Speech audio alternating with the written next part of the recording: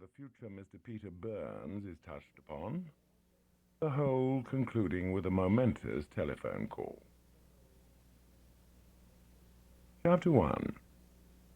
If the management of the Hotel Guelph, that London landmark, could have been present at 3 o'clock one afternoon in early January in the sitting room of the suite which they had assigned to Mrs. Elmer Ford, late of New York, they might well have felt a little aggrieved.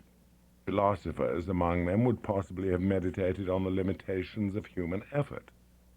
For they had done their best for Mrs. Ford. They had housed her well, they had fed her well, they had caused inspired servants to anticipate her every need. Yet here she was, in the midst of all these aids to a contented mind, exhibiting a restlessness and impatience of her surroundings that would have been noticeable in a caged tigress or a prisoner of the Bastille. She paced the room. She sat down, picked up a novel, dropped it, and rising, resumed her patrol. The clock striking, she compared it with her watch, which she had consulted 2 minutes before. She opened the locket that hung by a gold chain from her neck, looked at its contents, and sighed. Finally, going quickly into the bedroom, she took from a suitcase a framed oil painting, and returning with it to the sitting room, placed it on a chair, and stepped back, gazing at it hungrily. Her large brown eyes, normally hard and imperious, were strangely softened. Her mouth quivered. "Ogden," she whispered.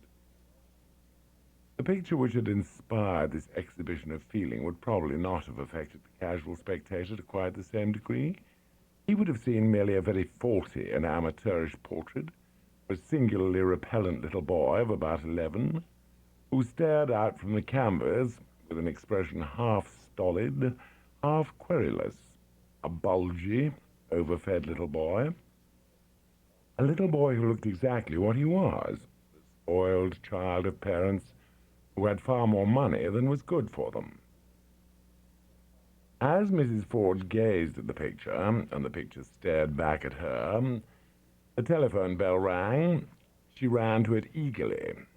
It was the office of the hotel, announcing a caller. "Yes, yes, who?" Her voice fell, as if the name was not the one she had expected. "Oh, yes," she said.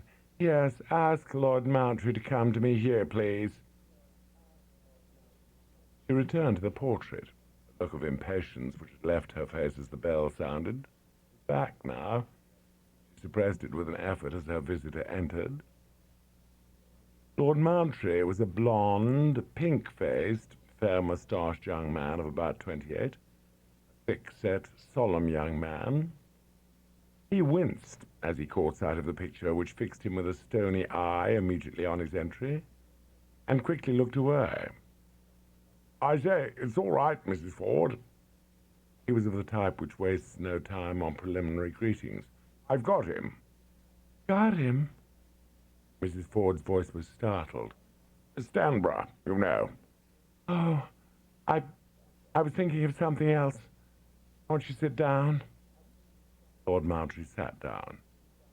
"The artist, you know. You remember you said at lunch the other day you wanted your little boy's portrait painted, as you only had one of him, aged 11. "This is Ogden, Lord Mountry. I painted this myself." His lordship, who had selected a chair that enabled him to present a shoulder to the painting, and was wearing a slightly dogged look suggestive of one who turns no more his head because he knows a frightful fiend doth close behind him tread, forced himself round and met his gaze with as much nonchalance as he could summon up. Yes," he said. He paused.